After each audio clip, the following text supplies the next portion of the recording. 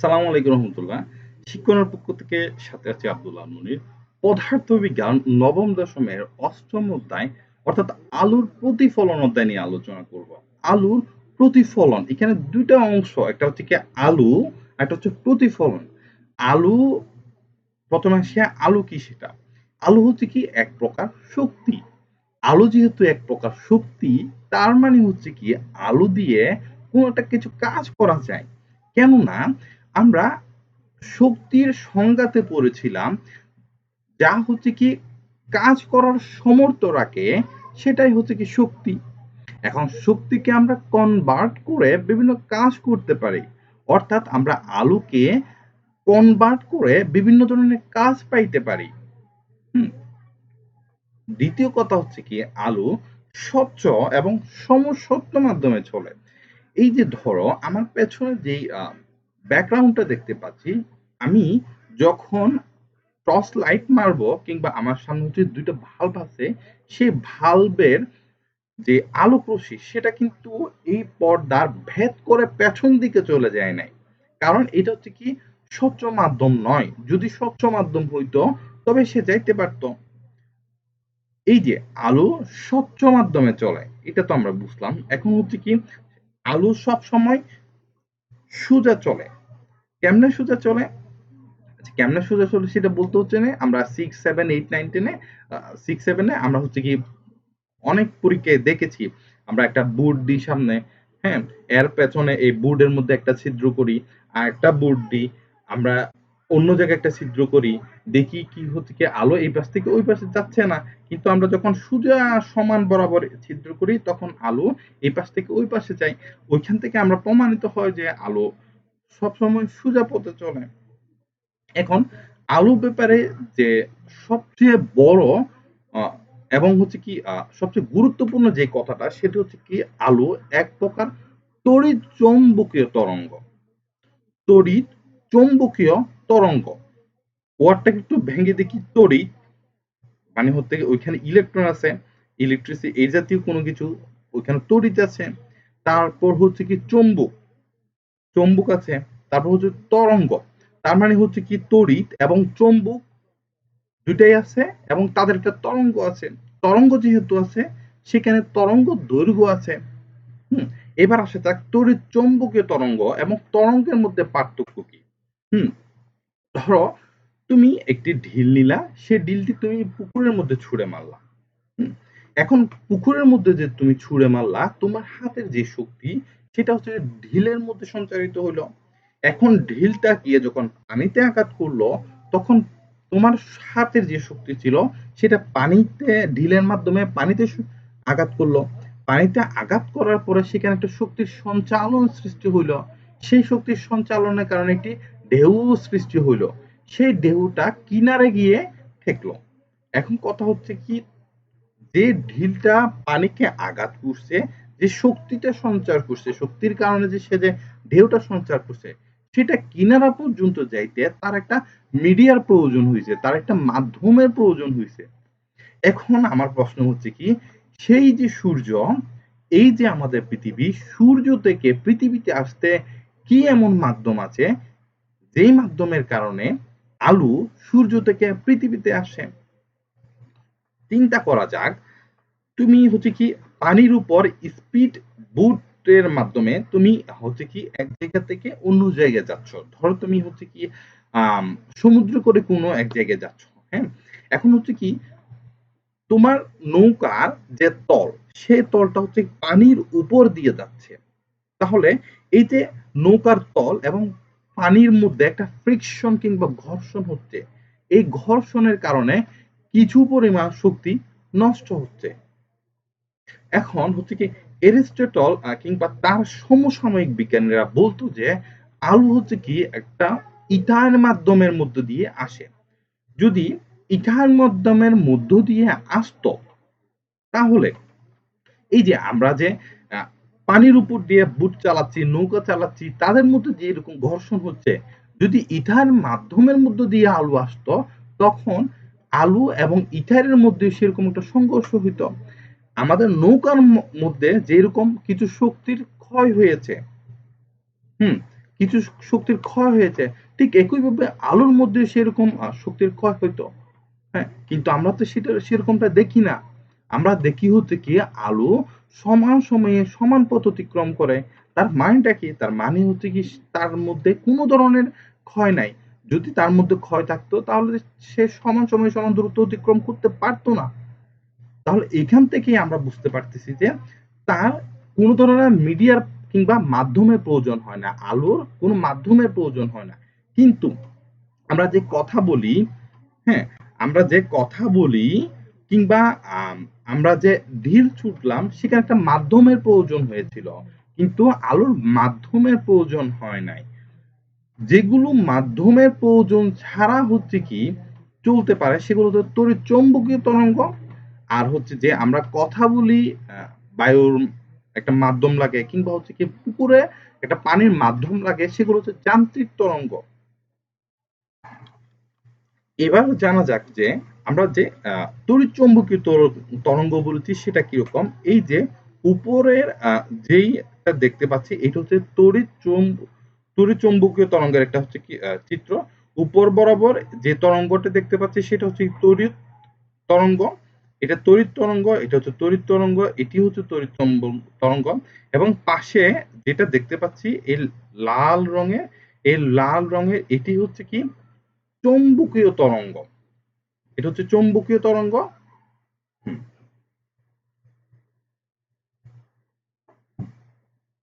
এটি চৌম্বকীয় তরঙ্গ। ওকে, এবার আসা যাক হচ্ছে কি তরঙ্গ আলো যেহেতু একটা তড়িৎ চৌম্বকীয় তরঙ্গ, তড়িৎ চুম্বকীয় এবং তরঙ্গ, এখানে তরঙ্গ ওয়ার্ডটি আছে তার মানে হচ্ছে কি তরঙ্গ, তরঙ্গের একটি দৈর্ঘ্য আছে। হুম, এই যে তরঙ্গের দৈর্ঘ্যটা বেশি হইতে পারে আবার কমও হইতে পারে। এখন কথা হচ্ছে কি এই যে আলোর যে তরঙ্গ, সেই তরঙ্গের কারণে আলো অনেক বড় একটা বিস্তৃত। এই আলোর যে এত বড় একটা কিংডম, এত বড় একটা বিস্তৃত, তার দৈর্ঘ্যের কারণে, তরঙ্গ দৈর্ঘ্যের কারণে এত বড় জিনিসগুলো আমাদের নজরে নজরে আসে না। আমরা শুধুমাত্র দেখতে পাই নির্দিষ্ট ফিক্সড করা কিছু আলোক তরঙ্গ। এই ফিক্সড করা আলোক তরঙ্গটা হচ্ছে কি 400 ন্যানোমিটার থেকে 700 ন্যানোমিটার। এবার আসে ন্যানোমিটার। ন্যানোমিটার এটা হচ্ছে দৈর্ঘ্যের একটা পরিমাপ। হুম, অর্থাৎ ল্যামডার মান যদি তরঙ্গ দৈর্ঘ্যকে ল্যামডা দ্বারা সংজ্ঞায়িত করা হয়, ল্যামডার মান যদি 400 ন্যানোমিটার থেকে 700 ন্যানোমিটারের মধ্যে হয় তাহলে সেই জিনিসগুলোকে আমরা দেখতে পাই। এখন এই যে 400 থেকে 700 ন্যানোমিটার, এর চাইতে যদি এর চাইতে যদি তরঙ্গ দৈর্ঘ্যটা আরেকটু বড় হয় তবে সেটাকে আমরা আল্ট্রা ভায়োলেট বলে থাকি। আল্ট্রা ভায়োলেটের চাইতে তরঙ্গ দৈর্ঘ্য যদি আরেকটু বেশি হয় সেটা হচ্ছে এক্স রে রাশি। হুম, আমরা এক্স রে রাশির সাথে আমরা সচরাচর পরিচিত। এবার আসা যাক আমরা হচ্ছে ইনফ্রারেড যে রে যেটা আমরা দেখতে পাই সেই সেই যে একটা রেঞ্জ, হ্যাঁ, আমরা বলছি হচ্ছে কি 400 ন্যানোমিটার। হ্যাঁ, দেখেন ন্যানোমিটারের চাইতে ছোট হচ্ছে কি মাইক্রোমিটার। হুম, আমরা যখন সিম কিনতে যাই তখন দেওয়া আছে ন্যানো সিম, মাইক্রো সিম। ন্যানো সিম একদম হচ্ছে কি একটা সিমকে 3 টা ভাগে ভাগ করা যায়। হ্যাঁ, সচরাচর এর চাইতে যখন আমরা আরেকটু ছোট করি তখন সেটা হচ্ছে কি ন্যানো, একদম ছোটটা হচ্ছে কি মাইক্রো। এখন ন্যানো 400 থেকে 700 ন্যানোমিটার। এই যে আমাদের এই রেঞ্জ থেকে যদি তরঙ্গ দৈর্ঘ্যটা যদি আরেকটু ছোট হয় সেটা হচ্ছে কি মাইক্রোমিটার। এইভাবে আমরা আরো 2টা 3টা হচ্ছে কি র‍্যায় পাই। হ্যাঁ, এগুলোর কথা নাই বললাম। আ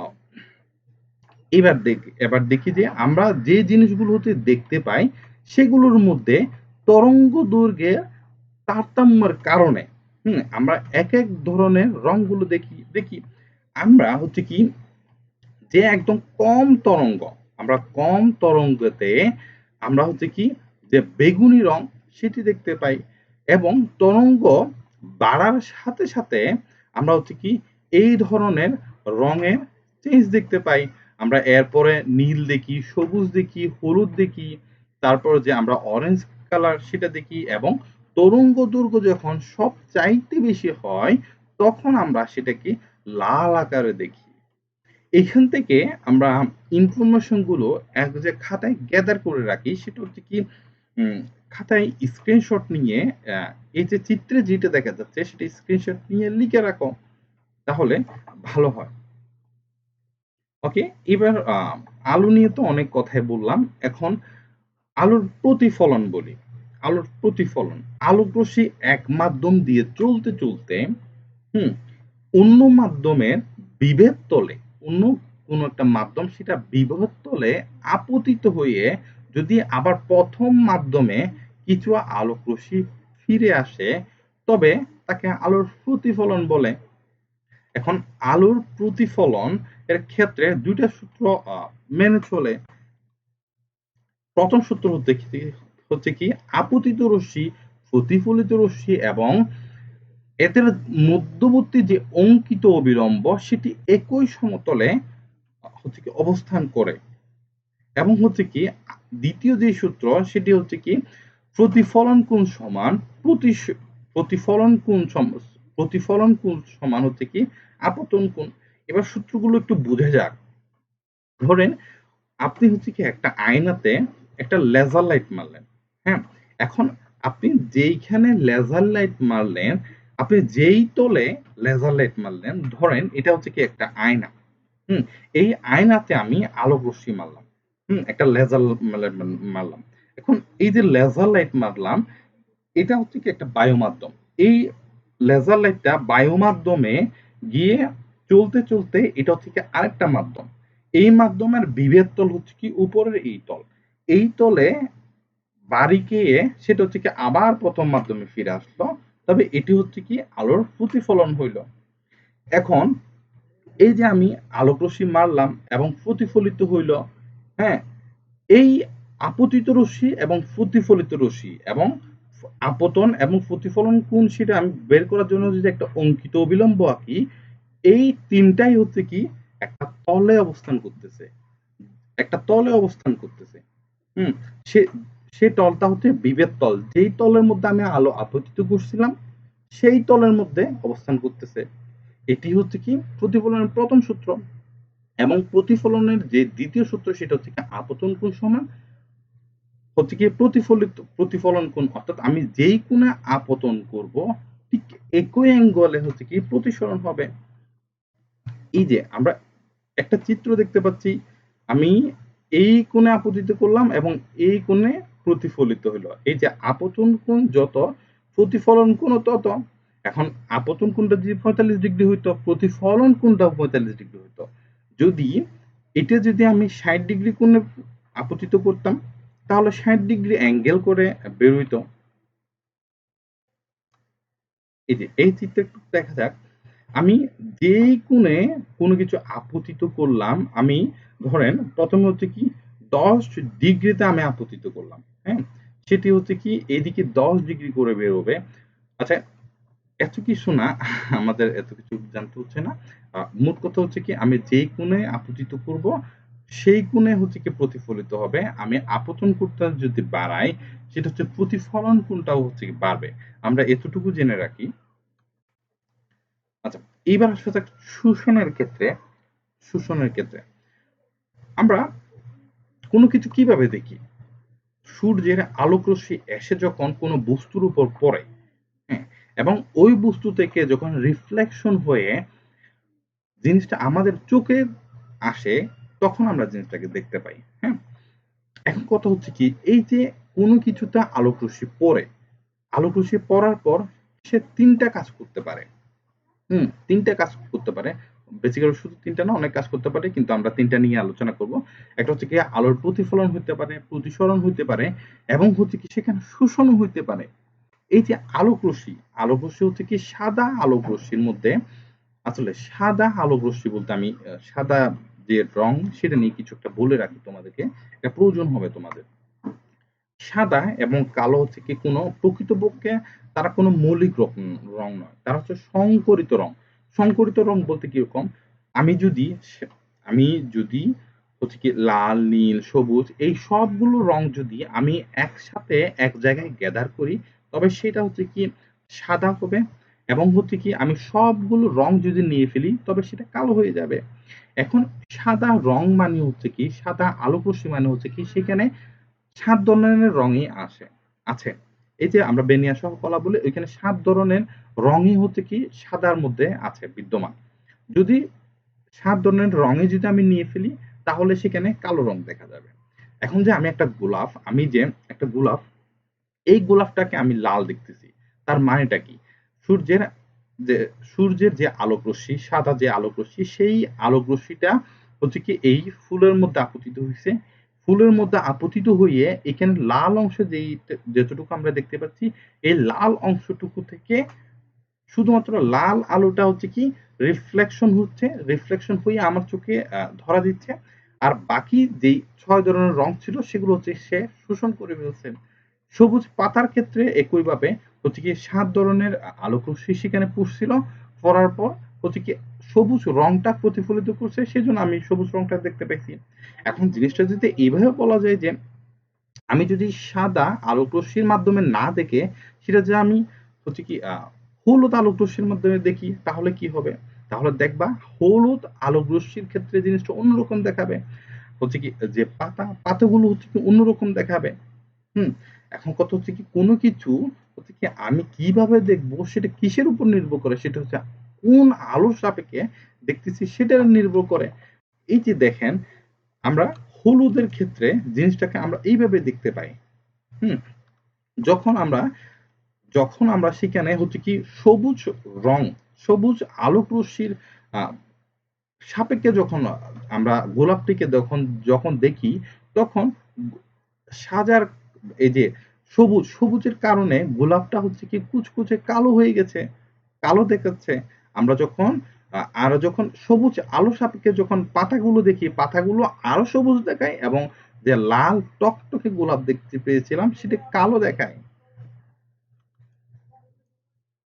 এই যে এইখান থেকে দেখা যাচ্ছে যে কি আলোক রশ্মি সবগুলো আলোক রশ্মি হচ্ছে কি ৭ ধরনের ১, ২, ৩, ৪, ৫, ৬, ৭, ৭ ধরনের হচ্ছে কি আলোক রশ্মি এখানে আপতিত হইল। আপতিত হয়ে সবুজ রংটা আমাদের হচ্ছে কি চোখে হচ্ছে রিফ্লেকশন হইল। সেজন্য আমরা সবুজকে দেখতে পাচ্ছি। একইভাবে এখানে হচ্ছে গিয়ে পোকা, এই পোকাটার কালার হচ্ছে কি লাল। কেন আমরা লাল দেখতে পাইছি? সাদা আলো সাপেক্ষে যখন দেখতেছি এখানে ৭ ধরনের আলো আপতিত হয়েছিল। এখান থেকে শুধুমাত্র লাল রংটা হচ্ছে কি রিফ্লেকশন হয়ে আমাদের চোখে আসলো সেজন্য আমরা লাল রংটাকে দেখতে পাইলাম। কোন বিন্দু হতে নির্গত আলোক রশ্মিগুচ্ছ দ্যাট মিনস সেখানে শুধুমাত্র একটি আলোক রশ্মি নয় অনেকগুলো আলোক রশ্মি আছে।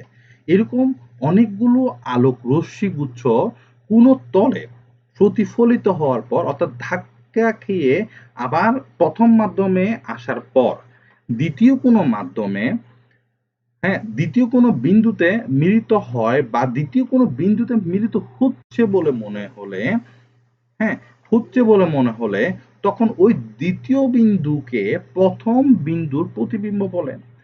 এখন হচ্ছে একটি হলো একটি বস্তু হলো অসংখ্য বিন্দুর সমষ্টি। এখন এই যে প্রতিবিম্ব জিনিসটা হচ্ছে কি দেখেন, আপনি যখন আয়নার সামনে দাঁড়াইলেন, আপনার সূর্যের আলোক রশ্মি হচ্ছে কি আপনার শরীরে পড়লো।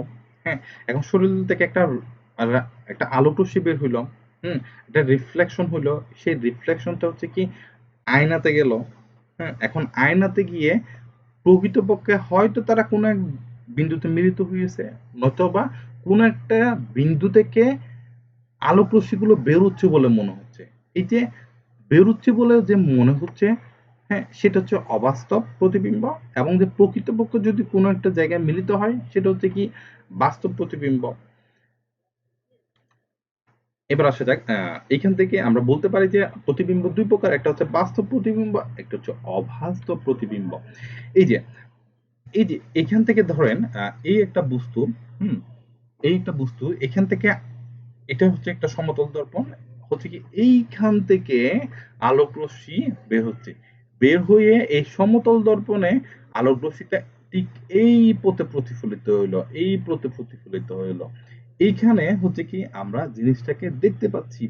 এখন দেখেন এটা যেহেতু একটা আয়না, আয়নার পেছনে এই যে প্রতিফলিত হইলো, এই প্রতিফলিত রশ্মিগুলোকে যদি আমি পিছন দিকে বর্ধিত করি তবে এই যে তবে এই যে কিউ এবং কিউ প্রাইম তৈরি হলো, এই কিউ এবং কিউ প্রাইম থেকে আলোক রশ্মিটা আসছে বলে মনে হচ্ছে। দেখেন এখানে কিন্তু প্রকৃতপক্ষে তারা মিলিত হয় নাই। হ্যাঁ, প্রকৃতপক্ষে মিলিত হয় নাই। এই বিন্দু থেকে এই এই বস্তুটা এখন এইখান থেকে আসছে বলে মনে হচ্ছে। এই যে মনে হওয়া এটা হচ্ছে অবাস্তব প্রতিবিম্ব।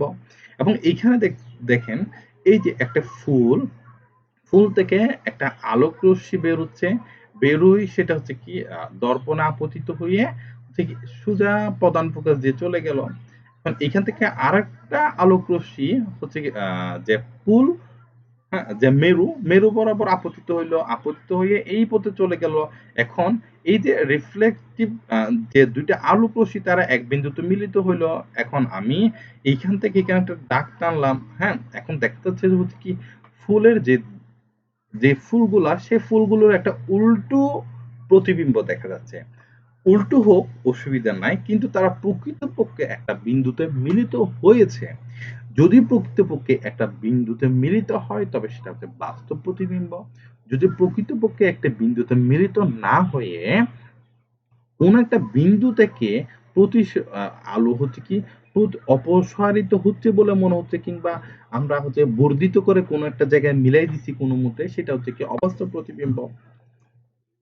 এবার আসা যাক হচ্ছে কি আলো, আমরা যখন আলোক রশ্মি যখন কোনো তলের উপর ফেলি, সেই তলের উপর নির্ভর করে আলোক রশ্মিকে দুটো ভাগে ভাগ করা যায়। একটি হচ্ছে আলোর নিয়মিত প্রতিফলন, আর একটা হচ্ছে আলোর ব্যাপ্তি প্রতিফলন। নিয়মিত প্রতিফলনটা হচ্ছে কি আলোক রশ্মি যখন কোনো একটা সমতলে, যখন সমতল আমি যখন আপতিত করব, একগুচ্ছ আলোক রশ্মি আপতিত করব, তখন সেটি যদি সমভাবে যদি, অর্থাৎ হচ্ছে কি সমভাবে না বলে আমরা এই জিনিসটা এইভাবে দেখি, এটা হচ্ছে একটা সমতল, এই সমতলের উপর আমি এক গুচ্ছ আলোক রশ্মি আপতিত করলাম এবং প্রতিফলনের ক্ষেত্রে তারা সমান্তরালভাবে যেইভাবে আমি আপতিত করছিলাম ঠিক সেইভাবে হচ্ছে রিফ্লেকশন হলো। এটি হচ্ছে কি আলোর নিয়মিত প্রতিফলন, এবং এটি হচ্ছে কি একটা বক্রতল। বক্রতলের ক্ষেত্রে যখন আমি একগুচ্ছ আলোক রশ্মি আপতিত করলাম, সেটা হচ্ছে প্রতিফলনের সময় বিভিন্ন অ্যাঙ্গেল করে চলে যাচ্ছে। এবার দেখি এই যে আলোর নিয়মিত প্রতিফলন এবং ব্যাপ্তি প্রতিফলন, এই দুইটার ক্ষেত্রে আমরা যে আলোর প্রতিফলনের দুইটা সূত্র পড়ছিলাম, সূত্রগুলো কি প্রযোজ্য কিনা সেটা একটু করে দেখি। আমরা প্রথম যে সূত্রটা পড়েছিলাম সেটা হচ্ছে কি আপতিত রশ্মি প্রতিসরিত রশ্মি, সরি, আপতিত রশ্মি এবং প্রতিফলিত রশ্মি এবং অঙ্কিত অবিলম্ব একই তল বরাবর অবস্থান করে। দেখেন তো, আপতিত রশ্মি এবং প্রতিফলিত রশ্মি, এবং আমি যদি এইখানে যদি একটা অঙ্কিত অবিলম্ব আঁকতাম, তারা একই সমতল অবস্থান করে। কথাটা সত্যি। আপতন কোণ সমান প্রতিফলন কোণ, তার মানে দ্বিতীয়টাও সত্যি। এখানে আসি তো, আপতিত রশ্মি, প্রতিফলিত রশ্মি এবং অঙ্কিত অবিলম্ব একই সমতল অবস্থান করে। এটা কি সমতল? না, এটা সমতল না। তার মানে এখানে ব্যাপ্তি প্রতিফলনের ক্ষেত্রে প্রথম সূত্রটি প্রযোজ্য নয়। কিন্তু যদি আমি দ্বিতীয় সূত্রটা বলি, সেটা কিরকম? সেটা কি প্রযোজ্য কি প্রযোজ্য? প্রযোজ্য না, সেটা তোমরা কমেন্ট বক্সে জানাও। ওকে, এবার আসি দর্পণ। হুম, দর্পণ হলো এমন একটি মসৃণ তল যেখানে আলোর নিয়মিত প্রতিফলন হয়। আলোর নিয়মিত প্রতিফলন বলতে কিরকম, এমন না যে আমি হচ্ছে একটা দর্পণ হচ্ছে একটা দর্পণে আমি আলো রশ্মি আপতিত করলাম, কিন্তু সেটা হচ্ছে ভেদ করে অপর পৃষ্ঠে চলে যাবে, এরকমটা হইতে পারবে না। এই যে আমি যে দর্পণ, হ্যাঁ, দর্পণের দর্পণটা আসলে আমরা হচ্ছে প্রতিবিম্বটা কিভাবে দেখি? এই যে একটা আয়না, ধরো এটা হচ্ছে কি একটা আয়না, হ্যাঁ, আয়নার দুইটা অংশ থাকে, একটা হচ্ছে কি সামনের অংশ, আর একটা হচ্ছে কি পেছনের অংশ। এই যে সামনের যে অংশ, এই অংশটা হচ্ছে 4 থেকে 5% পর্যন্ত প্রতিফলন করতে পারে। এখন পেছনের যে অংশটা, সেটা হচ্ছে কি আহ, বাকি 90 বা বাকি যে 95 বা 96% সেটা হচ্ছে কি আমি পেছনের পৃষ্ঠ থেকে পাইতে পারি। কিভাবে পাইতে পারি? হচ্ছে দেখেন, আমি এই আয়নার পেছনের অংশ যদি গ্যালভানাইজিং করি, হ্যাঁ, কিংবা আমি কোনো ধাতুর প্রলেপ দিই, তাহলে আলুটা হচ্ছে কি এখানে আপতিত হয়ে হচ্ছে কি সে ভেদ করে অপর পৃষ্ঠে যেতে পারবে না, কারণ এই পৃষ্ঠটা গ্যালভানাইজিং করা আছে। হুম, গ্যালভানাইজিং করা আছে হচ্ছে বেসিক্যালি হচ্ছে কি কোনো একটা হচ্ছে কি আয়না, হুম, বা দর্পণ হচ্ছে কি এইভাবে তৈরি করা হয়, পেছন দিকে গ্যালভানাইজিং দেওয়া হয়, গ্যালভানাইজিং দিয়ে হচ্ছে কি প্রথম পৃষ্ঠে যে 4 থেকে 5% আলো প্রতিফলিত হয়, এবং আমি যদি পুরা প্রতিফলনটা পাইতে চাই তাহলে আমি পেছনে গ্যালভানাইজিং করি, যার ফলে হচ্ছে কি 100% হচ্ছে কি কি হয়, 100% হচ্ছে কি প্রতিফলন হয়। আহ, ঠিক এক্স্যাক্টলি 100% হয় না, 100% আলোর প্রতিফলন পাইতে হলে আমাদের অন্য কিছু করতে হয়, সেটা একটু পরে বলতেছি। হ্যাঁ, আমাদের ক্লাসের সাথেই থাকো, সাথে থাকলে একটু পরেই সেটা জানতে পারবা আমরা 100% আলোর প্রতিফলন পাইতে হলে কি করতে হয় সেটা। ওকে, এবার আসা যাক হচ্ছে কি দর্পণ হলো এমন একটি মসৃণ তল যেখানে আলোর নিয়মিত প্রতিফলন ঘটে। অর্থাৎ হচ্ছে কি তুমি আলো এখানে আপতিত করলা, সেটা প্রতিফলিত হইলো, সেটা ভেদ করে ওই পাশে চলে যেতে পারবে না। ওই পাশে চলে গেলে সেটা আর নিয়মিত প্রতিফলন হলো না। একটি মসৃণ তলে একটি মসৃণ তলকে প্রতিফলক আস্তরণ দিয়ে প্রস্তুত করা হয়। আচ্ছা, দর্পণ মূলত দুই প্রকার।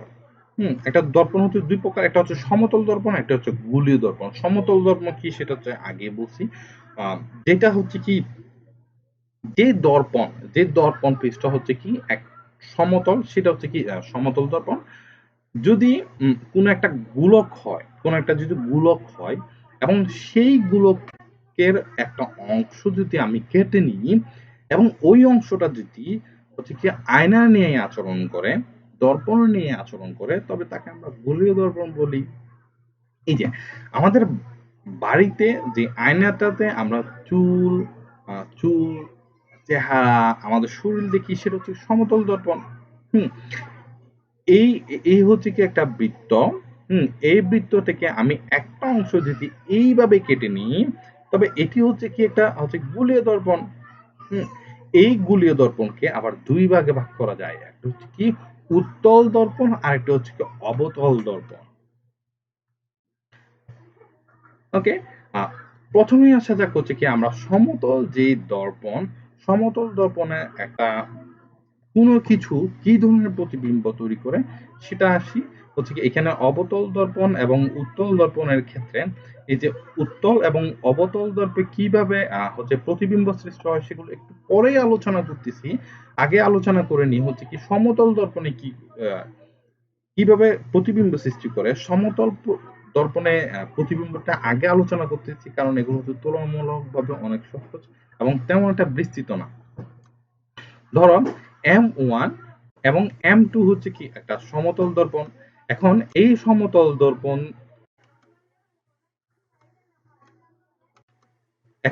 সমতল দর্পণ থেকে ধরো এটি হচ্ছে একটা লক্ষ্যবস্তু, এই লক্ষ্যবস্তু থেকে আলোক রশ্মি হচ্ছে কি এম এবং এম এবং এম প্রাইম যে দর্পণটা ছিল, সেই দর্পণে আলোক রশ্মি, এই বস্তু থেকে আলোক রশ্মি কি এখানে আপতিত হইলো, আপতিত হওয়ার ফলে তারা রিফ্লেকশন হয়ে এই বরাবর চলে গেল, এইখান থেকে আপতিত হইলো এবং এই বরাবর চলে গেল। এখন এইখানে হচ্ছে কি আমি বস্তুটাকে দেখতে পাচ্ছি। এখন এই যে প্রতিফলিত রশ্মি যেগুলো হচ্ছে কি এম দর্পণের প্রতিফলিত হইছে, এই প্রতিফলিত রশ্মিগুলোকে যদি আমি পেছন দিকে বর্ধিত করি, তবে হচ্ছে কি আমাদের মনে হবে যে ঠিক যেন এই বিন্দু থেকে আলোটা আসছে, সেটা আমাদের মনে হবে। এখন দেখো তো, এরা কিন্তু প্রকৃতপক্ষে মিলিত হয় নাই, এরা হচ্ছে কি আয়নার পেছনে মিলিত হয়েছে।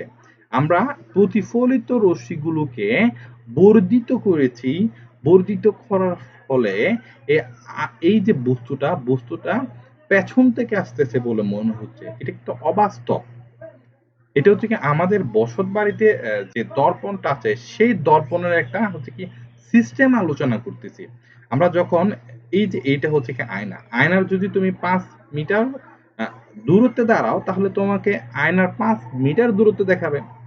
যদি তুমি 3 মিটার দূরত্বে থাকতা, তাহলে আয়নার পেছনে 3 মিটার দূরত্বে তোমাকে দেখা যাবে। অর্থাৎ তুমি বিম্বের তুমি আয়না, যে আয়নাটা আছে, আয়নার তুমি যত সামনে কিংবা দূরে দাঁড়াবে, যে আয়নার পেছনে তত সামনে কিংবা দূরে তোমার হচ্ছে কি একটা প্রতিবিম্ব দেখাবে।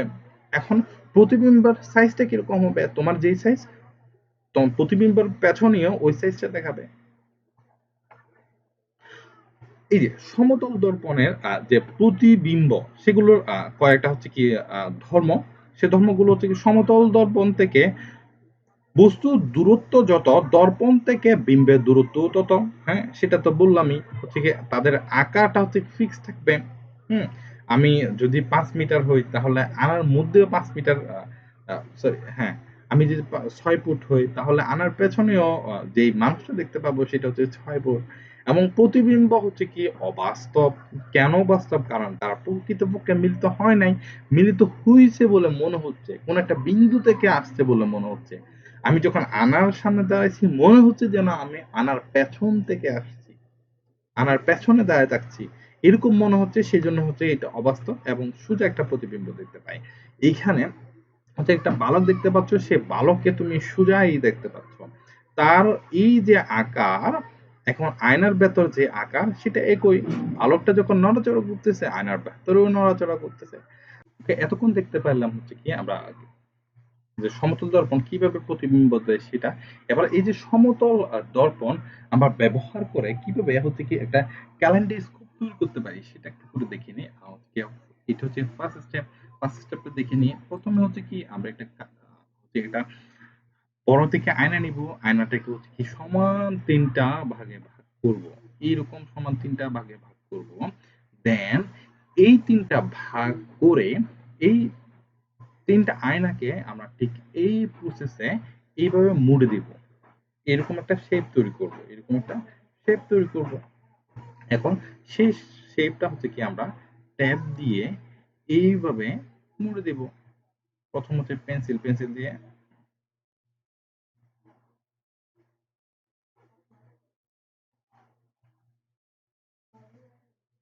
তারপর হচ্ছে কি আমরা এই প্রসেসটা একটু মেনে দেখি।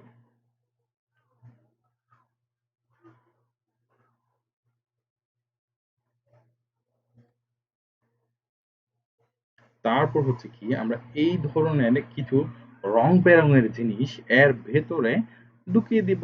ঢুকিয়ে দেওয়ার পর হচ্ছে কি আমরা ঠিক এইভাবে, ঠিক জিনিসটা এইভাবে দেখাবে। হ্যাঁ, এখন এই সবগুলো প্রসেস করার পর আমরা হচ্ছে কি সেটাকে চোখের পাশে নেব। চোখের পাশে নিয়ে যখন সেটাকে আমরা এইভাবে নাড়াচাড়া করব, তখন আমরা ঠিক এই ধরনের একটা অ্যানিমেশন দেখতে পাবো। ওয়াও, অসাধারণ! তোমরা প্রত্যেকে হচ্ছে কি এই ধরনের ক্যালেন্ডার স্কুপ তৈরি করবা। করে হচ্ছে কি এই যে কমেন্ট বক্স আছে, সেই কমেন্ট বক্সে হচ্ছে কি ভিডিওটা দিবা। হুম, এবার হচ্ছে কি যে পেরিস্কোপ আছে, সেই পেরিস্কোপের ক্ষেত্রে পেরিস্কোপটা আমরা কোন কাজে ব্যবহৃত হয়? যখন আমরা পানির নিচে থাকি, হ্যাঁ, তখন পানির উপরের অবস্থাটা কিরকম সেটা জানার জন্য আমরা পেরিস্কোপ ব্যবহার করে থাকি। সেটা ছাড়াও যুদ্ধক্ষেত্রে হচ্ছে গিয়ে পেরিস্কোপটা অনেকভাবে ইউজ করা হয়। ওকে, এবার আসলে দেখো হচ্ছে পেরিস্কোপটা হচ্ছে কি কিভাবে তৈরি করে সেটা। এই যে একটা নল, নলের মধ্যে এখানে হচ্ছে একটা ৪৫ ডিগ্রি অ্যাঙ্গেলে একটা আয়না দেওয়া হইলো, সমতল আয়না অবশ্যই। এইখানে হচ্ছে কি আরেকটা সমতল আয়না দেওয়া হইলো।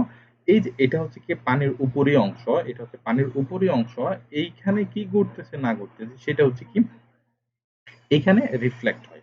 হুম, এখানে সে আলোগুলো হচ্ছে কি আপতিত হয়। আপতিত হয়ে সেটা প্রতিফলিত হয় ঠিক এই আয়নাতে।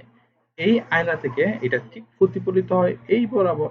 এখন এই জায়গায় যদি আমি আমার চোখ রাখি, তবে এখানে কি করতেছে না করতেছে সেটা আমরা এখানে দেখতে পাই। তবে আমি রেকমেন্ডেড করব হচ্ছে কি এখানে দর্পণ সমতল দর্পণ ইউজ না করে এখানে প্রিজম ইউজ করতে। যদি আমরা প্রিজম ইউজ করি তবে হচ্ছে সমতল দর্পণে আমরা যে ধরনের প্রতিবিম্ব দেখতে পাবো, এখানের উপরে যেই ইমেজ দেখতে পাবো তার চাইতে অনেক অনেক অনেক গুণ বেটার দেখতে পাবো যদি এখানে আমরা প্রিজম স্থাপন করি। হুম, এবার দেখা যাক নিরাপদ ড্রাইভিং পরে। হুম। দেখেন, নিরাপদ ড্রাইভিং এর ক্ষেত্রে আয়নাটা হচ্ছে অনেক গুরুত্বপূর্ণ। আমরা দেখি যে হচ্ছে কি আম যেই গাড়ি, গাড়ির সাইডে কিছু আয়না দেওয়া হয়। সেই আয়নাগুলো দ্বারা পাশে কোনো গাড়ি আসতেছে কিনা কিংবা পেছন থেকে কোনো গাড়ি আসতেছে কিনা সেটা কিন্তু আমরা দেখতে পাই। হ্যাঁ? এই আমরা যে নিরাপদে ড্রাইভিং করি, সেই ড্রাইভিংটা আমরা অনেক অংশে থেকে আইনের উপর নির্ভরশীল। আবার যখন আমরা পাহাড়ের যখন আঁকাবাঁকা রাস্তায় যাই, তখন আমরা হচ্ছে কি পাহাড়ের যেই যেই অ্যাঙ্গেল বরাবর হচ্ছে কি আঁকাবাঁকা রাস্তা, সে আঁকাবাঁকা রাস্তার হচ্ছে কি স্থানে যেখানে বাঁক আছে, সেই স্থানে আমরা হচ্ছে কি এইভাবে একটা হচ্ছে কি সমতল দর্পণ দিই। এখন দেখেন এদিক থেকে ধরেন হচ্ছে কি গাড়ি আসতেছে, সেই গাড়ির একটা প্রতিবিম্ব এখানে সৃষ্টি হয়। এদিক থেকে যে গাড়িগুলো আসতেছে, সেই গাড়িগুলো দেখতে পাচ্ছি যে এই আয়নাতে একটা গাড়ি দেখতে আছে। তার মানে হচ্ছে কি এদিক থেকে একটা গাড়ি আসতেছে। এ হচ্ছে কি সতর্ক হয়ে যায়। এইভাবে হচ্ছে কি পাহাড়ের বিভিন্ন আঁকে-বাঁকে হচ্ছে কি সমতল দর্পণ স্থাপন করা হয়। সমতল দর্পণ ব্যবহার করে আমরা আমাদের চেহারা দেখি কিংবা যারা চোখের ডাক্তার আছে তারা চোখের দৃষ্টি শক্তি কত প্রখর সেটা দেখার জন্য সমতল দর্পণ ইউজ করে। পেছনে একটি হচ্ছে সমতল দর্পণ দেয়, সামনে একটি হচ্ছে কি সমতল দর্পণ দেয়। হুম? এখানে কিছু অক্ষর দেয়। অক্ষরগুলো কত দূরত্বে আমি সঠিকভাবে পড়তে পারতেছি সেটা দেখার জন্য সমতল দর্পণ ইউজ করা হয়। আমরা হচ্ছে যখন আমরা হচ্ছে কি পাহাড়ের মধ্যে যেই হ্যাঁ, বাঁক ঘুরি, বাঁকের মধ্যে হচ্ছে কি সমতল দর্পণ দেয়। এই আ এই যে সমতল দর্পণ দেয়, এটার কারণে অনেক অ্যাক্সিডেন্ট থেকে আমরা কিন্তু বেঁচে যাই। আর হচ্ছে বিভিন্ন ধরনের আলোকীয় যন্ত্রপাতি যেমন হচ্ছে টেলিস্কোপ, হ্যাঁ? কিংবা লেজার ইত্যাদি ক্ষেত্রে হচ্ছে সমতল দর্পণ ইউজ করা হয়। এই যে আমরা কিছুক্ষণ আগে দেখলাম হচ্ছে কি যে পেরিস্কোপ তৈরির ক্ষেত্রে আমরা সমতল দর্পণ ইউজ করতে পারি। কিংবা আমরা যে চলচ্চিত্রের ক্ষেত্রে নায়ক কিংবা নায়িকা কিংবা কোনো একটা লক্ষ্যবস্তুকে অনেক বেশি হাইলাইট করার জন্য সমতল দর্পণ ইউজ করা হয়। হচ্ছে কি ১ম এ আলোক রশ্মিটা হচ্ছে কি আয়নাতে ফেলা হয়। আয়না থেকে যে একটা প্রতিফলিত যে একটা রশ্মি বের হয়, ওই রশ্মিটা হচ্ছে কি আমরা লক্ষ্যবস্তু বরাবর অর্থাৎ নায়ক, নায়িকা কিংবা অন্য কোনো লক্ষ্যবস্তু বরাবর প্রতিফলিত হয়। যার ফলে সেটা হচ্ছে অন্যান্য বস্তুর চাইতে ওই বস্তুটা হচ্ছে কি বেশি উজ্জ্বল দেখায়। এইভাবেই হচ্ছে কি চলচ্চিত্রের ক্ষেত্রে ইয়া সমতল দর্পণ ইউজ করা হয়। ১ম এ আসা যাক উত্তল এবং অবতল দর্পণের ব্যবহার সম্পর্কে। ১ম এ আমরা ব্যবহার সম্পর্কে জানবো। ব্যবহার সম্পর্কে জানার পর যখন আমাদের মনে একটা আগ্রহ জন্মাবে, তখনই আমরা হচ্ছে কি আস্তে, আস্তে জানার চেষ্টা করব যে জিনিসগুলো কি।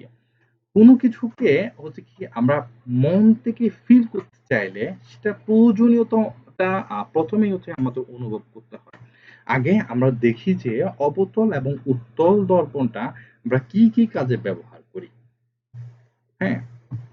দেখি ১ম কথা হচ্ছে কি যে অবতল দর্পণ আমাদের যে দন্ত চিকিৎসক, হ্যাঁ? তারা আমাদের দাঁতের কোন অংশে হচ্ছে কি জোড়া লাগাইতে হবে, কোন অংশে ভেঙে গেছে কিংবা কোন অংশে হচ্ছে পোকা আছে সেটাকে সেই ছোট জিনিসটাকে বড় করে দেখার জন্য অবতল দর্পণ ইউজ করে। আমরা যে রূপচর্চা করি, কোন জায়গায় হচ্ছে ব্রাউন হয়েছে, হ্যাঁ? কিংবা দাড়ি কাটার সময় দাড়িগুলো হচ্ছে বড় করে দেখার জন্য আমরা অবতল দর্পণ ইউজ করে থাকি। টর্চ লাইটে সামনে যে একটা আয়না থাকে, আয়নাটা হচ্ছে কি দেয় হচ্ছে কি আলো যাতে ছড়িয়ে ছিটিয়ে না গিয়ে ঠিক এক জায়গা বরাবর যায় সেজন্য কিন্তু আমরা টর্চ লাইটে অবতল দর্পণটা ইউজ করে থাকি। একইভাবে স্টিমার, লঞ্চ কিংবা যেই সার্চ লাইট গুলো থাকে ওইগুলোতে আমরা অবতল দর্পণ ইউজ করে থাকি। এখন উত্তল দর্পণ ব্যবহারগুলো হচ্ছে কি আমরা গাড়ি কিংবা ভিউর সময়, হ্যাঁ? যে আমরা ভিউ মিরর গুলো দেখি সেগুলোই হচ্ছে উত্তল দর্পণ। আমরা যে প্রতিফলক টেলিস্কোপ গুলো তৈরি করি সে টেলিস্কোপে কিন্তু আমরা উত্তল দর্পণ ইউজ করে থাকি কিংবা রাস্তায় যে বাতিগুলো দেয় বাতিগুলোর উপরে এই শেইপের একটা বাঁকা শেইপের একটা হচ্ছে কি আমরা দর্পণ দেখতে পাই। এই বাঁকা শেইপের দর্পণটাই হচ্ছে কি উত্তল দর্পণ। এবার দেখা যাক উত্তল দর্পণ এবং অবতল দর্পণ এগুলোর সৃষ্টি কোথায় থেকে? ধরে নিলাম আমি হচ্ছে কি এটা হচ্ছে একটা গোলক।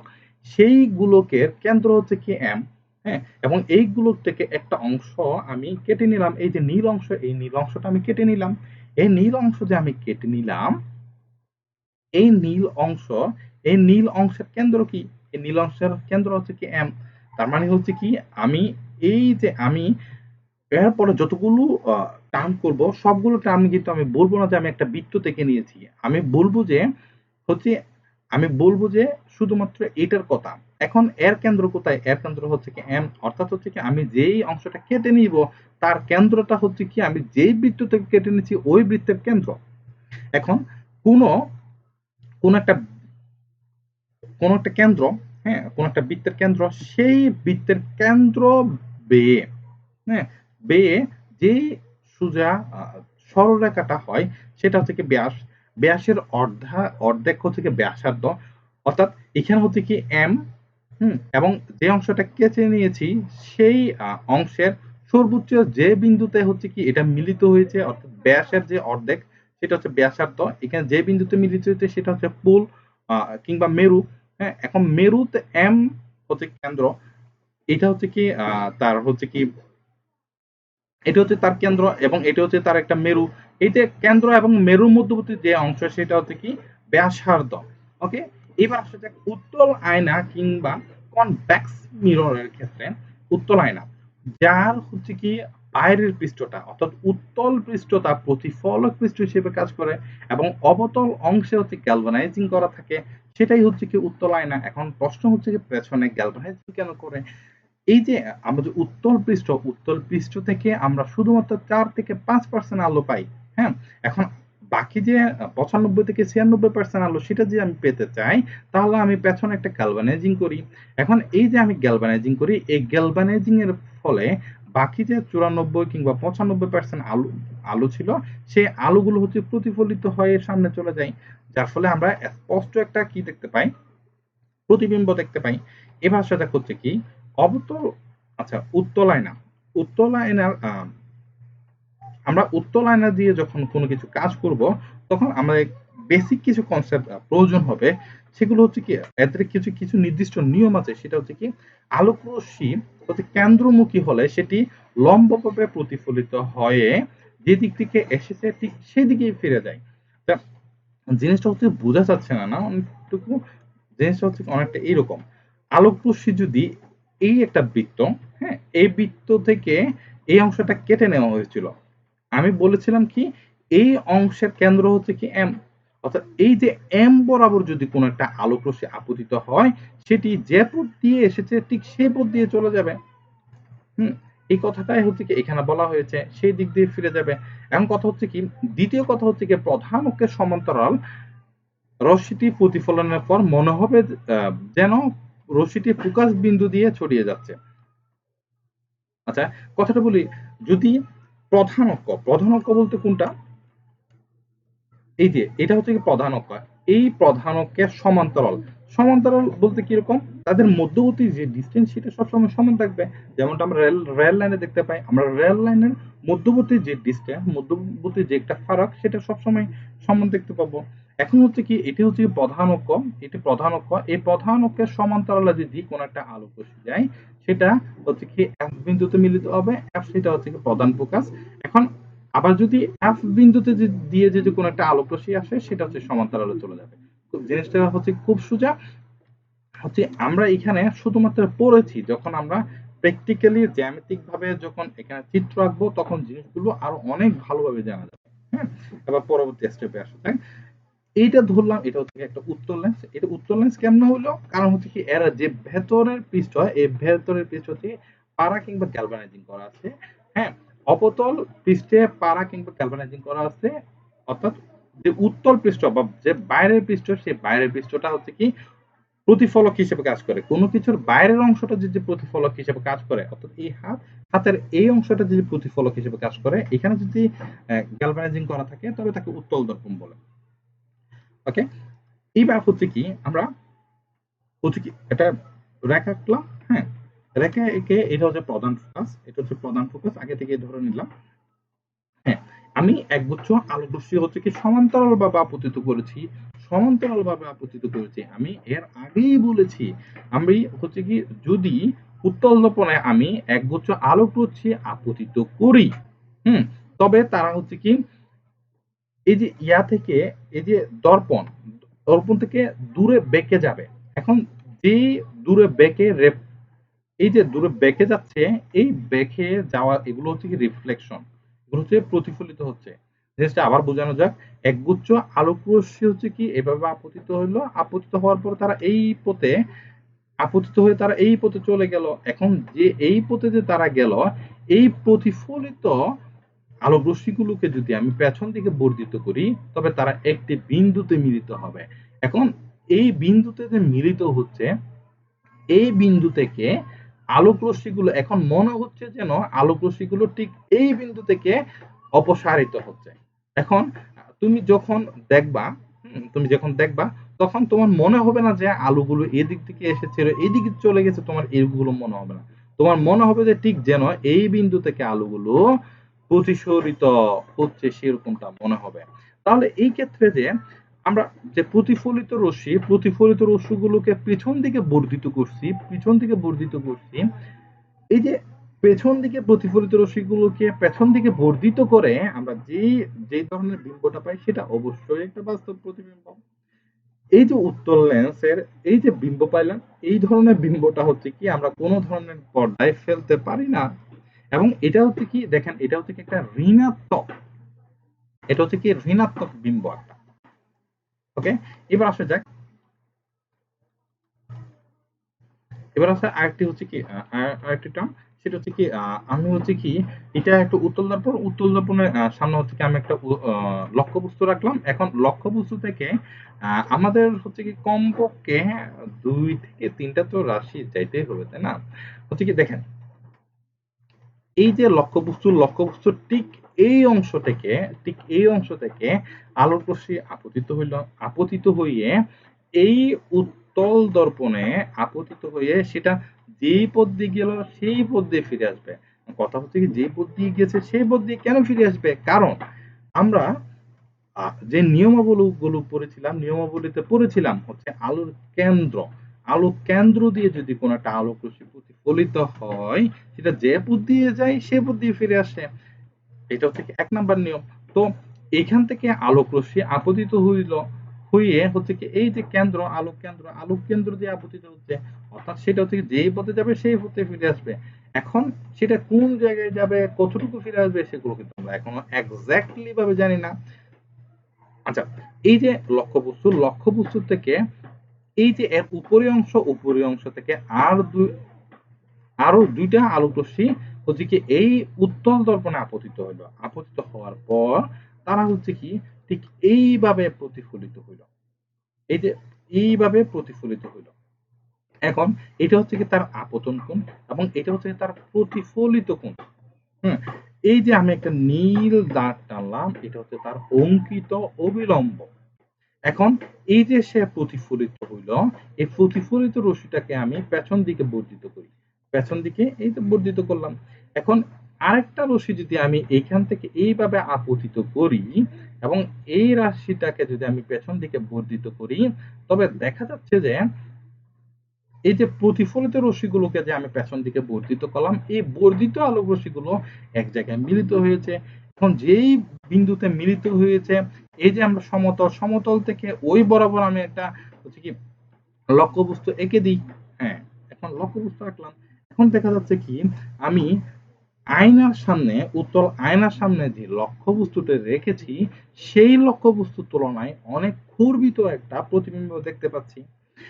যেহেতু এটার উপরি অংশ একই চিহ্নে, তাইলে এটা সোজা। হুম, এবং এটি হচ্ছে কি আমি যেহেতু প্রতিফলিত রশ্মিগুলোকে পেছন দিকে বর্ধিত করেছি, তার মানে এটা হচ্ছে অবাস্তব প্রতিবিম্ব।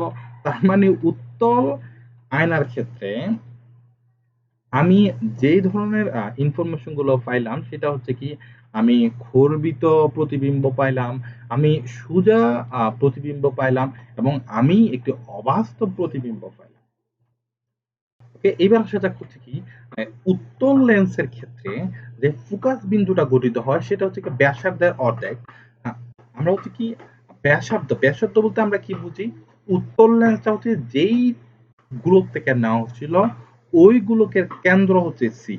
হুম, ওই কেন্দ্রের সি থেকে আমরা যে এই যে উত্তল লেন্স বরাবর যে একটা প্রধান অক্ষ এঁকেছিলাম, প্রধান অক্ষটা হচ্ছে কি এই উত্তল লেন্সের যে বিন্দুতে মিলিত হয়েছে এটা হচ্ছে মেরু।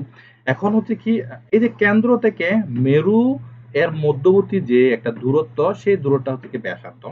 এখন প্রধান ফোকাস যেটা হবে সে প্রধান ফোকাসটা হচ্ছে কি এর অর্ধেক। এখন আমি যদি সেন্ট্রাল সি থেকে যদি যে পুল আছে, যে মেরু আছে, সে মেরুতে অংশ যদি আর হয়, তাহলে তার আর এর অর্ধেক। আর এর অর্ধেক বলতে r/2, এটা আমরা কাটা কম্পাস দিয়ে আমরা r/2 সেটা বের করতে পারি। হ্যাঁ, এবার আসলে হচ্ছে কি আমি একটা আলোক রশ্মি আপতিত করলাম, এটা হচ্ছে কি উত্তল লেন্সে আমি কি হচ্ছে প্রধান অক্ষের সমান্তরাল আলোক রশ্মি আপতিত করলাম। প্রধান অক্ষের সমান্তরাল আলোক রশ্মি যদি আমি আপতিত করি, সেটা হচ্ছে কি এইভাবে এইভাবে এইভাবে বেঁকে যাবে। এখন বেঁকে যে গেল, এই পথে যে আপতিত হয়ে এই পথে যে সে প্রতিফলিত হলো, সেই প্রতিফলিত রশ্মি থেকে আমি পেছন দিকে বর্ধিত করি, বর্ধিত করলে সেটা এফ বিন্দুতে মিলিত হবে। এখন কথা হচ্ছে কি এই যে এফ বিন্দুতে মিলিত হলে সেটাকে আমরা মুখস্থ করব? অবশ্যই আমরা মুখস্থ করব না। আমি যে নিয়মাবলী বলেছিলাম, সেই নিয়মাবলীর মধ্যেই বলেছি, প্রথমেই বলেছি, যদি উত্তল লেন্সের প্রধান অক্ষের সমান্তরাল আলোক রশ্মি যদি আপতিত হয়, সেটা এমন ভাবে প্রতিফলিত হয় যেন প্রধান ফোকাস এফ থেকে এসেছে। তাহলে এই যে প্রধান অক্ষের সমান্তরাল আলোক রশ্মিতে আপতিত হয়েছে, হ্যাঁ, আপতিত হওয়ার সেটা এই পথে চলে গেছে, এটা হচ্ছে প্রতিফলিত রশ্মি। এখন এই প্রতিফলিত রশ্মিটাকে আমি পেছন দিকে বর্ধিত করলাম, পেছন দিকে বর্ধিত করার পর একটা বিন্দুতে মিলিত হলো। এখন যে বিন্দুতে মিলিত হোক না কেন সেটা হচ্ছে কি এফ।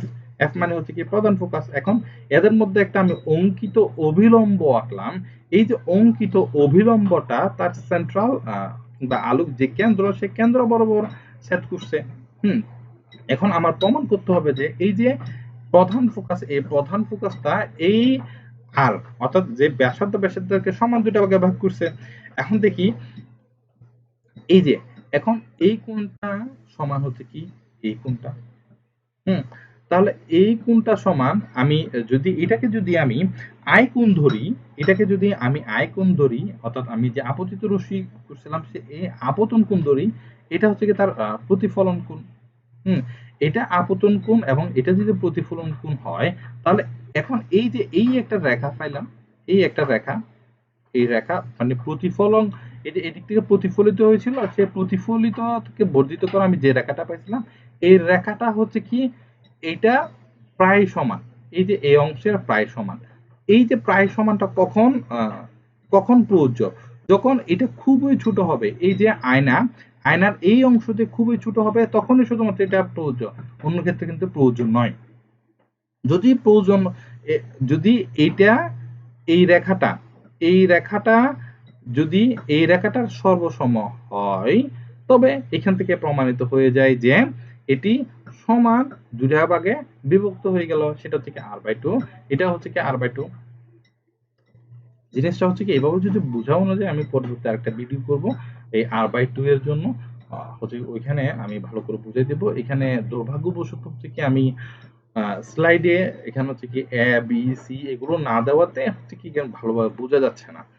আমি নিজেও হচ্ছে এটা বুঝাইয়ে স্যাটিসফাই করতে পারতেছি না আর কি নিজের মনকে। যাই হোক, এর পরবর্তী টার্মে যাওয়া যাক। এটি হচ্ছে একটি অবতল আয়না। এটি কেন অবতল আয়না সেটা বলি। প্রথম হচ্ছে কি এর যে এই যে উপরিতলে হচ্ছে কি গ্যালভানাইজিং করা হয়েছে, এর উপরিতলে গ্যালভানাইজিং করা হয়েছে। এর যে ভিতরের পৃষ্ঠ, সেই ভিতরের পৃষ্ঠটা হচ্ছে কি প্রতিফলক পৃষ্ঠ হিসেবে কাজ করতেছে। কোনো কিছু যদি এমন হয় যে তার ভেতরের অংশটা সেটা একটা গোলক, হ্যাঁ, গোলকের অংশ, এবং এই গোলকের অংশ যদি ভিতরের অংশটা যদি প্রতিফলক পৃষ্ঠ হিসেবে কাজ করে, তবে সেটা হচ্ছে কি অবতল দর্পণ। এখানে 100% হচ্ছে কি প্রতিবিম্ব পাওয়া যাবে। কেননা 100% প্রতিবিম্ব পাওয়া যাবে? কারণ হচ্ছে এই যে আমরা বললাম না আয়নার হচ্ছে দুইটা অংশ, একটা হচ্ছে কি এই যে প্রথমের এই অংশ, এটা হচ্ছে দ্বিতীয় অংশ। যেহেতু আমরা পেছন থেকে গ্যালভানাইজিং করছি, তাহলে আমি 100% এখান থেকে প্রতিফলন পাবো। এখন আসা যাক এখানে ওই যে আমরা উত্তলের ক্ষেত্রে যেভাবে আমরা তিনটা হচ্ছে কি নিয়মাবলী পড়েছি, অবতলের ক্ষেত্রে আমরা তিনটা হচ্ছে নিয়মাবলী পড়বো। একটা হচ্ছে কি আলোক রশ্মির ব্যাসার্ধ বা কেন্দ্র থেকে শুরু হলে সেটি লম্বভাবে প্রতিফলিত হয়ে যে দিক থেকে এসেছে ঠিক সেদিকে ফিরে যায়। এখানে নতুন কোনো কিছুই নয়, সেটা হচ্ছে কি আগের মতোই হচ্ছে কি, যদি এই যে আমি অবতল দর্পণ, সেই অবতল দর্পণটা আমি কোত্থেকে নিয়েছিলাম, কোন একটা গোলক থেকে কেটে নিয়েছিলাম। যেই গোলক থেকে কেটে নিয়েছিলাম সেই গোলকের কেন্দ্র বরাবর যদি আলোকরশ্মি আপতিত হয়, সেটা যেই পথ দিয়ে আসছে সেই পথ দিয়ে চলে যাবে, সোজা কথা।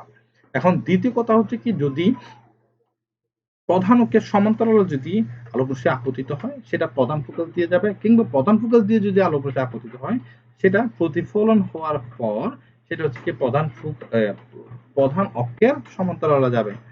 জিনিসটা যখন আমরা কয়েকটা জ্যামিতিক্যাল টার্ম করব তখন আরো ভালোভাবে বোঝা যাবে। ধরে নিলাম এটা হচ্ছে কি একটা হচ্ছে অবতল দর্পণ।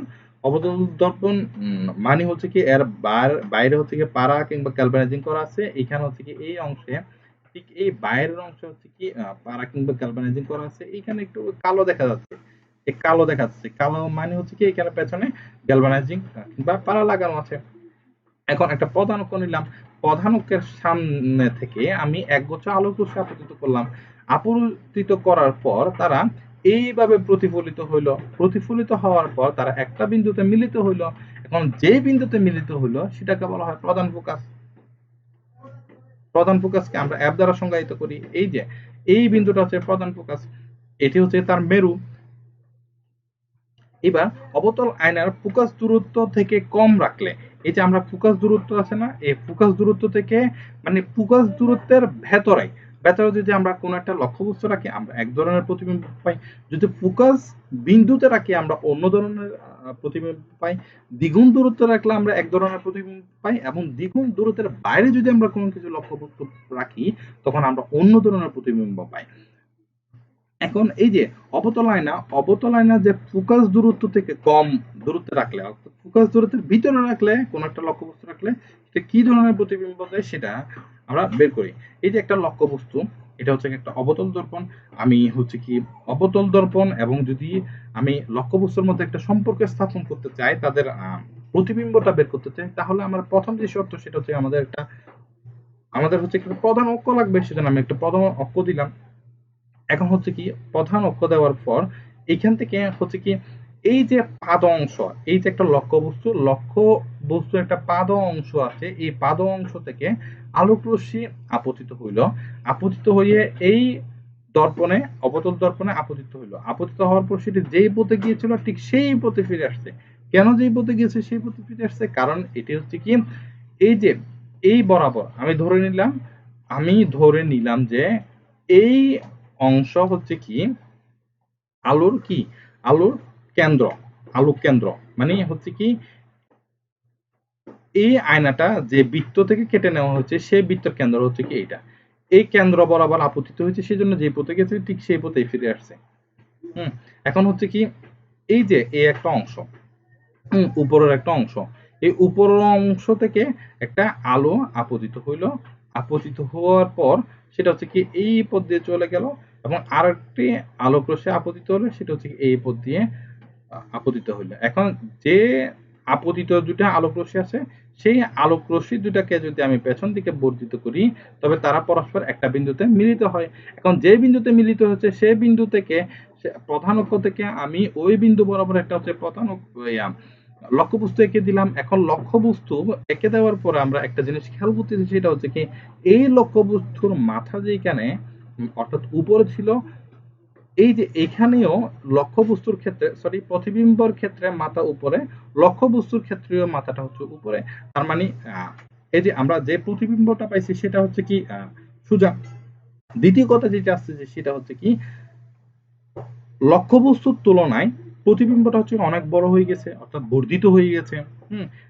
এবং এরপরে যে কথাটা আসছে সেটা হচ্ছে কি এই যে প্রতিফলিত রশ্মির গুলো প্রকৃতপক্ষে কোনো এক জায়গায় মিলিত হচ্ছে না, প্রতিফলিত রশ্মিগুলোর বর্ধিত অংশ পিছনে বর্ধিত করলে তারা একটা বিন্দুতে মিলিত হচ্ছে, অর্থাৎ এটা হচ্ছে অবাস্তব প্রতিবিম্ব।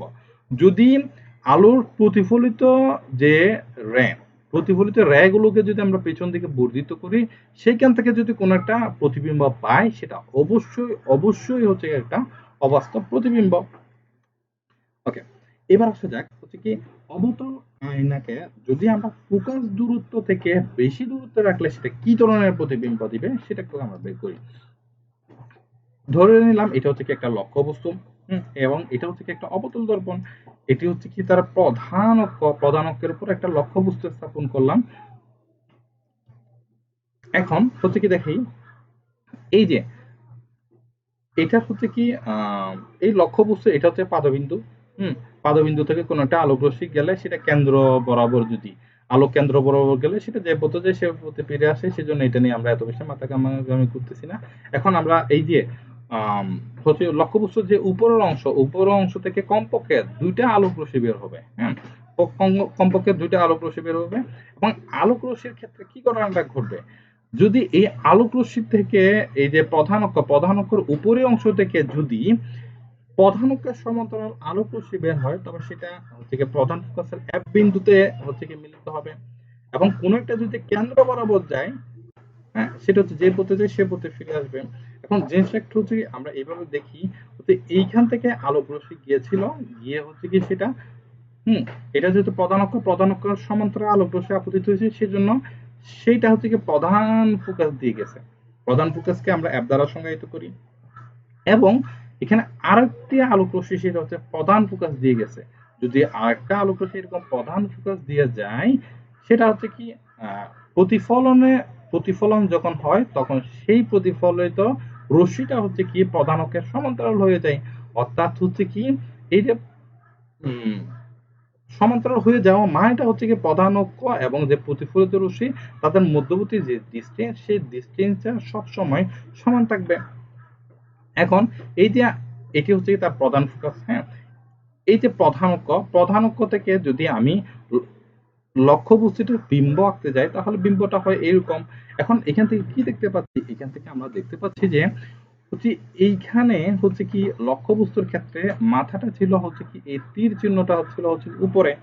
কিন্তু আমি যখন প্রতিফলিত, আমি যখন একটা চিত্র পাইলাম, এর একটা যখন প্রতিবিম্ব পাইলাম, সে প্রতিবিম্বর মাথাটা দেখতে পাচ্ছি নিচে।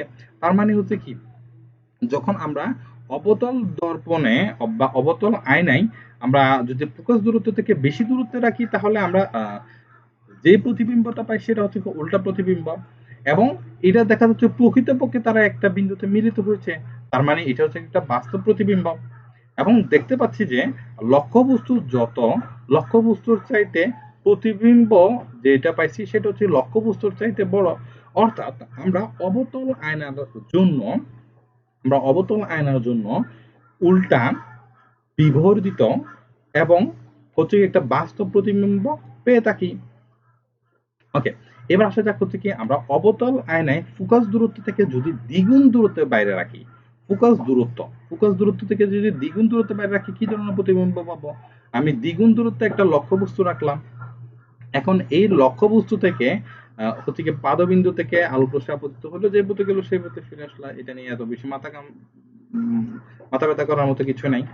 কথা হচ্ছে কি, এইখান থেকে আমি হচ্ছে কি যে তার মাথা ছিল, যে লক্ষ্যবস্তুর যে উপরের অংশ কিংবা মাথা ছিল, সেই মাথা থেকে আমি হচ্ছে কি আলোক রশ্মি আপতিত করলাম সমান্তরাল ভাবে। তাহলে আমরা জানি হচ্ছে কি সমান্তরাল ভাবে যদি আমরা আলোক রশ্মি আপতিত করি, সেটা প্রধান ফোকাস দিয়ে যায়। আবার যদি প্রধান ফোকাস দিয়ে কোন একটা কিছু যদি আমরা আলোক রশ্মি আপতিত করি, সেটা প্রতিফলিত হয়ে সমান্তরাল, যে প্রধান অক্ষরের সমান্তরাল হয়ে যায়।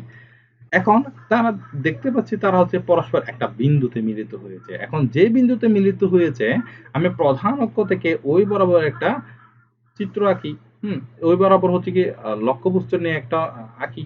এখন লক্ষ্যবস্তু নিয়ে যখন আমরা আঁকলাম, তখন আমরা দেখতে পাচ্ছি হচ্ছে কি এই যে আমরা লক্ষ্যবস্তু দেখতে পাইছিলাম, সেই লক্ষ্যবস্তুর উল্টু এবং খর্বিত একটা আমরা প্রতিবিম্ব দেখতে পাইছি। এখন এটা যদি তুমি যদি আরেকটু দূরে নিয়ে যেতা, তাহলে এটা হচ্ছে আরেকটু ছোট হইতো, আরো দূরে নিয়ে গেলে আরো ছোট হইতো। তার মানে হচ্ছে কি ফোকাস দূরত্ব দ্বিগুণ দূরত্ব থেকে তুমি যত বাইরে নিয়ে যাচ্ছ, তুমি যে প্রতিবিম্বটা পাচ্ছ সেটা হচ্ছে কি খর্বিত। যত দূরে নিয়ে যাবা সেটা হচ্ছে তত খর্বিত হইতে থাকবে। লক্ষ্যবস্তু কোথায় রাখলে আমি কি ধরনের প্রতিবিম্ব পাবো, সেটা মনে রাখা সবচাইতে সহজ যে পদ্ধতি, সেটা হচ্ছে six of rule. Six of রুলের মেইন যে থিম সেটা হচ্ছে কি তাদের সমষ্টিটা হচ্ছে কি ৬ হবে। কিসের সমষ্টি? আমি যেখানে বস্তু রেখেছি এবং যেখানে আমি প্রতিবিম্ব পাবো, হ্যাঁ? এই ২ টা যোগ করলে হচ্ছে গিয়ে ৬ হবে। যেমন ধরে নিলাম হচ্ছে কি এটা হচ্ছে গিয়ে একটা দর্পণ। এটা হচ্ছে একটা দর্পণ। দর্পণের সামনে হচ্ছে কি আমি ৬ টা বিন্দু রাখলাম। ৬ টা বিন্দুতে আমি ৬ ভাবে হচ্ছে কি এখানে লক্ষ্যবস্তু রাখবো এবং ৬ ভাবে লক্ষ্যবস্তু রাখলে তাদের প্রতিবিম্বটা কিরকম হয় সেটা একটু জেনে নিব। এটা যেহেতু হচ্ছে কি একটা দর্পণ, এই দর্পণে হচ্ছে কি বাইরে হচ্ছে কি পারা কিংবা গ্যালভানাইজিং করা আছে এবং ভিতরের পৃষ্ঠ হচ্ছে কি আম প্রতিফলক পৃষ্ঠ হিসেবে কাজ করে। যদি ভিতরের পৃষ্ঠটা প্রতিফলক পৃষ্ঠ হিসেবে কাজ করে, তবে তাকে আমরা অবতল দর্পণ বলি। তার মানে এই যে 6 অফ রুল যেটা আছে সেটা আমরা কোথায় এপ্লাই করতে পারবো? অবতল দর্পণের ক্ষেত্রে ইউজ করতে পারবো। আমরা এও জানি যে অবতল দর্পণ একটা কোন একটা বৃত্ত থেকে নেওয়া হয়েছে। হ্যাঁ? এই বৃত্তের কেন্দ্রটা ছিল হচ্ছে কি সি। হুম? এখন এদের প্রধান ফোকাসটা হচ্ছে কি এফ। এখানে আমি এখানে যে এক মানে হচ্ছে কি অসীম। হুম? এখন এই যে আ ২, ২ হচ্ছে কি অসীম না, হ্যাঁ? কিন্তু হচ্ছে গিয়ে যে বৃত্ত থেকে আমরা এই যে অবতল দর্পণটা কেটে নিয়েছি ওই কেন্দ্রের বাইরে। কিন্তু অসীমে না। হুম? সি হচ্ছে কি তাদের আলোক যে কেন্দ্র সেই কেন্দ্র। এখন ৪ হচ্ছে কি প্রধান ফোকাস এবং কেন্দ্রের মধ্যবর্তী একটা বিন্দু। আ ৫ হচ্ছে কি প্রধান ফোকাস, ৬ হচ্ছে কি প্রধান ফোকাসের ভিতরের একটা অংশ। এখন আমি যদি একে যদি একটা লক্ষ্যবস্তু রাখি, তাহলে আমার যদি ৬ আ যদি 6 অফ রুল অনুযায়ী সমষ্টিটা ৬ হইতে হবে। তাহলে আমার ১ এর সাথে কত যোগ করতে হবে? আমি ২ যোগ করলে ৩ হয়ে যাচ্ছে। হ্যাঁ? কিন্তু আমার ক যদি আমি ৩ যোগ করি আমার কত হচ্ছে? আমি ১ এর সাথে ৩ যোগ করলে ৪ হচ্ছে। আমি ৪ যোগ করলে হচ্ছে ৫ হচ্ছে। কিন্তু আমার কত বের করতে হবে? আমার ৬ আমি যোগফল ৬ বের করতে হবে। তাহলে আমি ১ এর সাথে যদি আমি ৫ যোগ করি তাহলে ৬ হবে। তার মানে হচ্ছে কি আমি যদি ১ এ যদি কোনো একটা লক্ষ্যবস্তু স্থাপন করি মানে এ থেকে ১ থেকে অর্থাৎ হচ্ছে কি অসীম থেকে যদি আমি কোনো আলোক রশ্মি এখানে আপতিত করি তাহলে যে প্রতিবিম্বটা পাবো সেটা হচ্ছে ৫ নাম্বারে। হুম? এখন আমি যদি ২ নাম্বারে যদি এই যে ২ নাম্বার এইখানে যদি আমি কোনো একটা লক্ষ্যবস্তু স্থাপন করি সেটা যে প্রতিবিম্বটা দিবে সেটা কোথায়? সেটাও হচ্ছে ৪ এ। এখন ২ আর ৪ যোগ করলে ৬। এখন ৩ এ যদি আমি একটা লক্ষ্যবস্তু স্থাপন করি সেটা কোথায়? সেটা কোথায় প্রতিবিম্ব তৈরি করবে? তাহলে আমার ৬ মিলাইতে হচ্ছে। হ্যাঁ? তো আমি যদি ৩ থেকে যদি ৬ থেকে যদি ৩ বিয়োগ দিই তাহলে থাকে ৩। তার মানে হচ্ছে কি আমি ৩ এর লক্ষ্যবস্তু স্থাপন করলে আমি যে প্রতিবিম্বটা পাবো সেটা হচ্ছে ৩ ই। যদি আমি ৪ এ স্থাপন করি তাহলে ৪ এর ৬ থেকে ৪ বিয়োগ দিলে কত? ২। তার মানে আমি যদি হচ্ছে কি ৪ এ যদি কোন একটা লক্ষ্যবস্তু স্থাপন করি, আমি প্রতিবিম্ব পাবো হচ্ছে কি ৪ এ, ২ এ।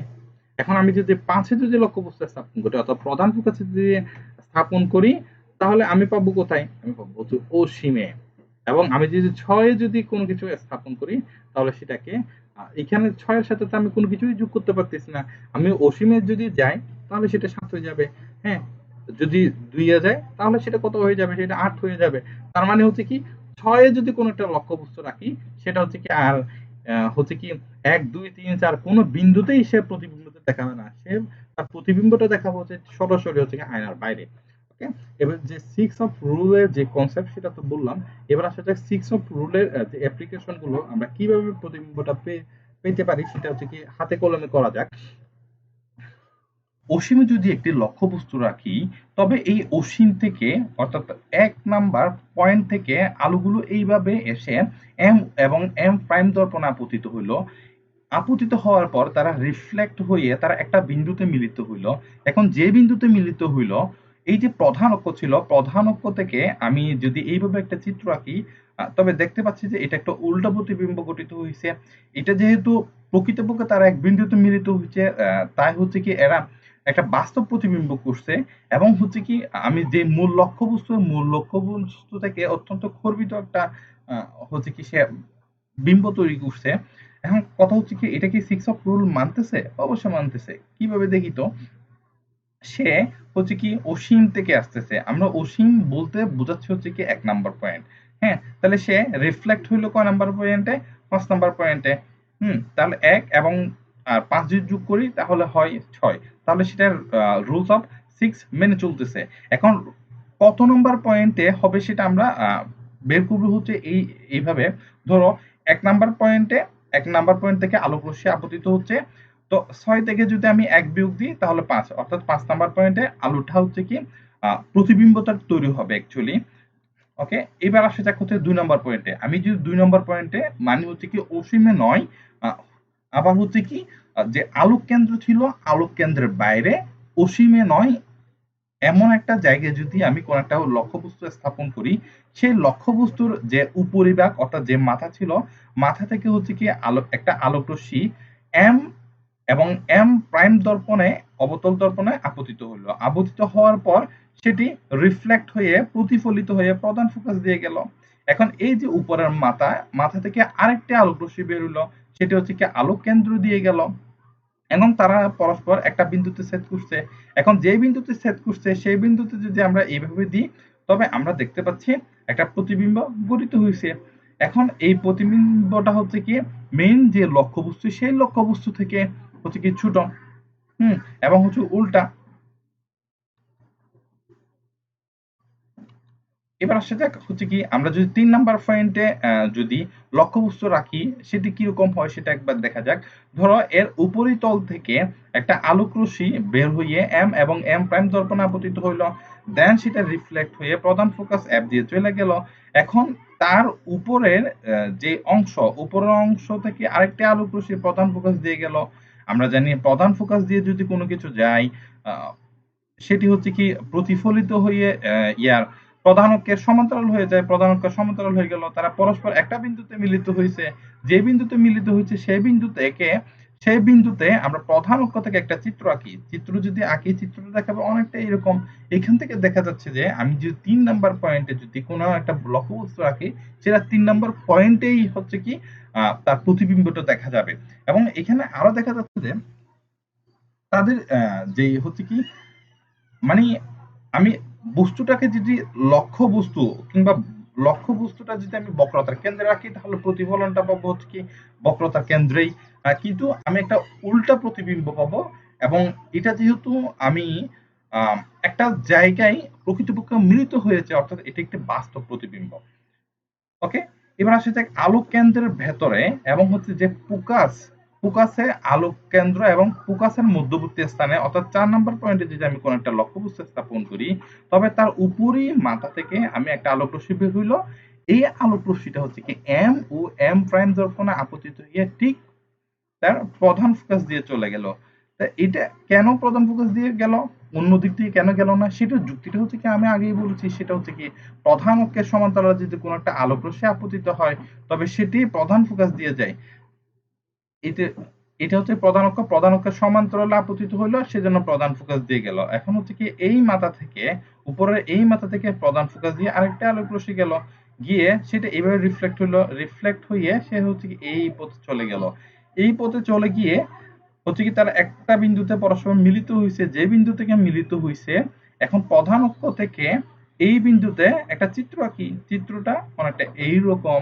এখন দেখা যাচ্ছে কি হ্যাঁ, এখন দেখা যাচ্ছে এটা হচ্ছে কি একটা উল্টো প্রতিবিম্ব করছে। এবং লক্ষ্যবস্তু যতটুকু রাখছিলাম, এই লক্ষ্যবস্তুর চাইতে এটা হচ্ছে কি যে প্রতিবিম্বটা পাচ্ছি সেটা হচ্ছে অনেক বড়। এখানে কিছু হচ্ছে কি ত্রুটি আছে। ত্রুটিটা হচ্ছে কি আমি রেখেছিলাম 4 নাম্বারে, 4 নাম্বারে, এবং এটা হওয়া উচিত ছিল হচ্ছে কি 2 নাম্বারে। 4 আর 2 এ 6। হুম, কিন্তু এইখানে হচ্ছে কি অ্যানিমেশন জনিত আহ, কোনো একটা প্রবলেমের কারণে এটা আসলে এখানে হয়েছে। তোমরা যখন জ্যামিতি নিয়ে করবা তখন দেখবে এটা এক্স্যাক্টলি 2 নাম্বারে হবে।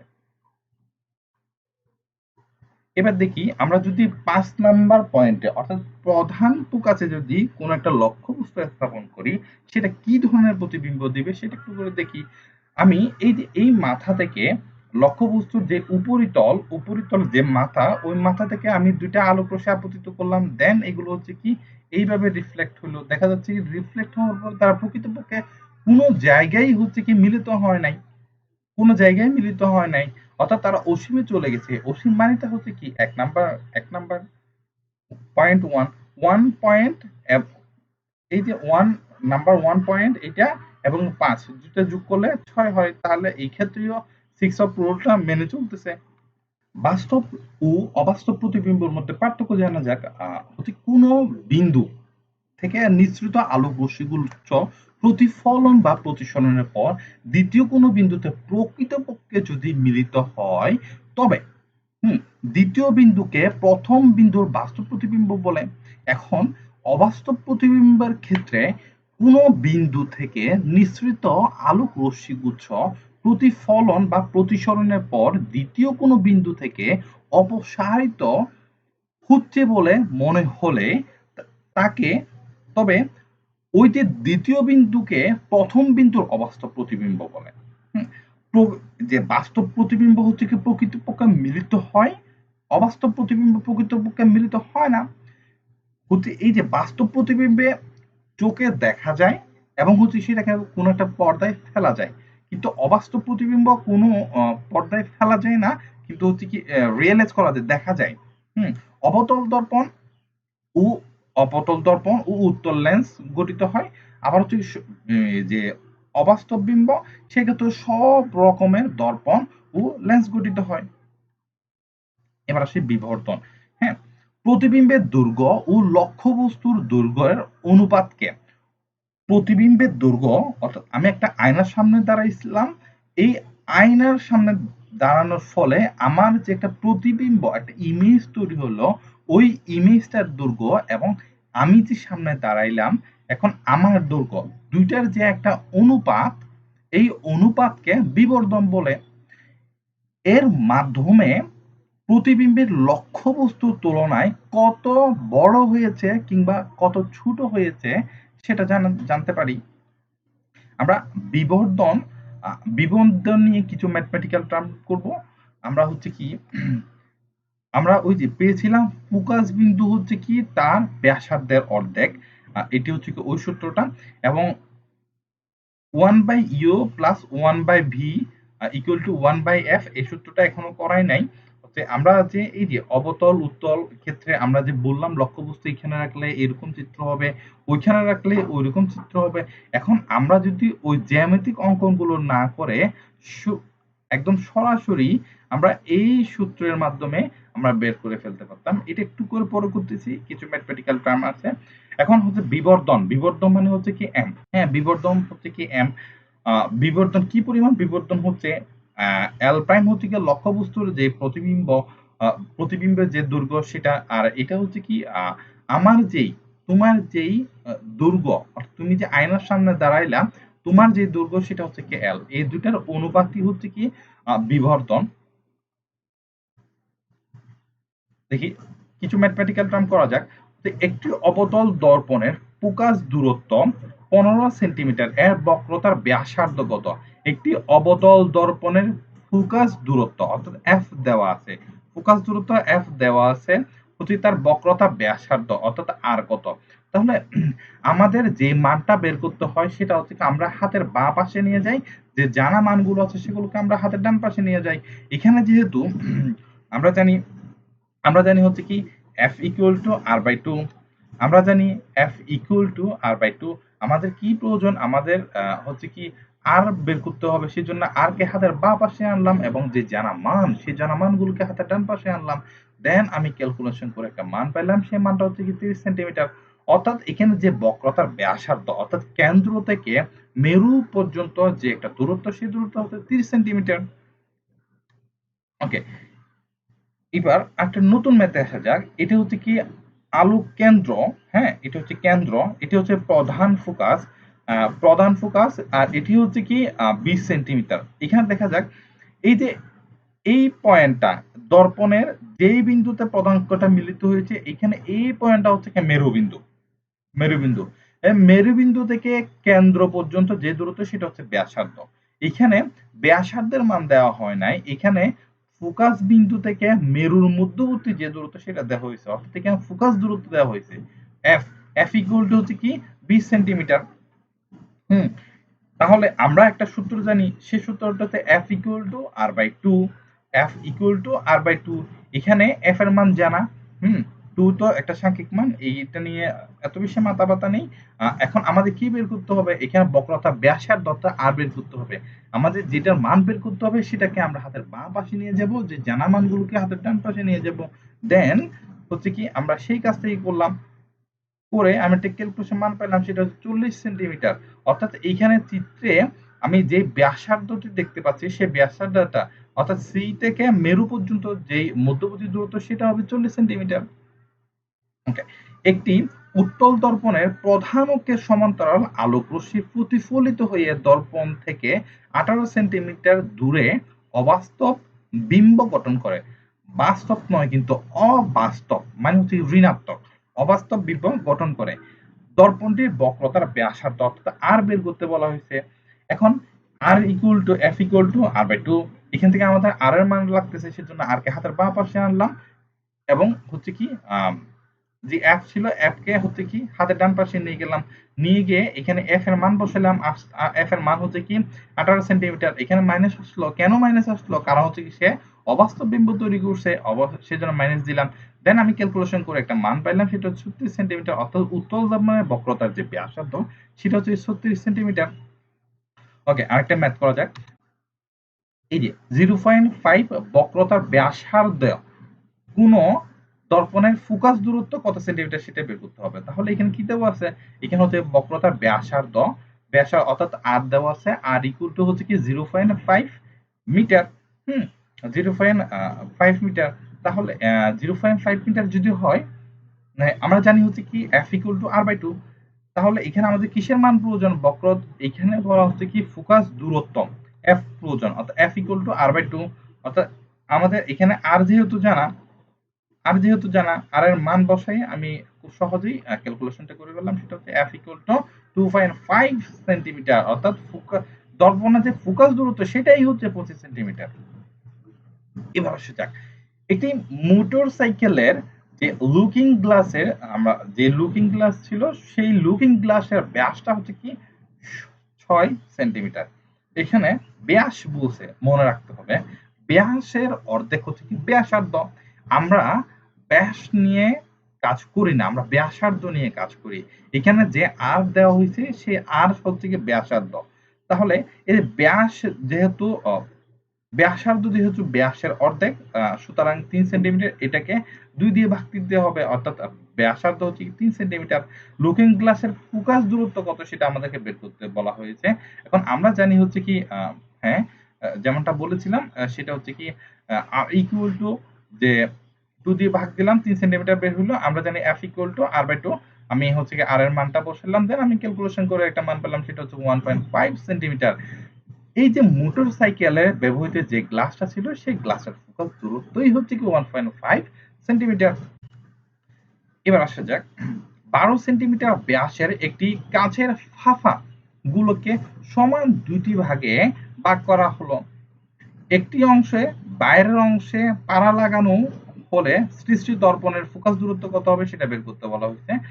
ওকে, এখানে হচ্ছে উল্লেখিত কাচের ফাঁপা গুলোকে দুইটি ভাগে ভাগ করলে, হ্যাঁ, গোলকের ব্যাসার্ধ হয় 6 সেন্টিমিটার। অর্থাৎ গোলকের যে বক্রতার ব্যাসার্ধ আর সেটা সমান হচ্ছে 6 সেন্টিমিটার। এখন আমাদের ফোকাস দূরত্ব, ফোকাস যে দূরত্ব, সেটা বের করতে হবে এফ।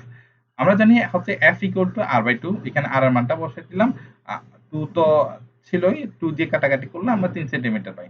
ওকে, এবার আসা যাক হচ্ছে কি এই সূত্রের ক্ষেত্রে, এখানে হচ্ছে কি এই সূত্রটা সম্পর্কে আমি আগেই বলেছি যে আমরা যে দর্পণের সামনে একটা লক্ষ্যবস্তু রাখলে আমরা কি ধরনের প্রতিবিম্ব পাইতে পারি, সেটা আমরা জ্যামিতিক ভাবে করেছি।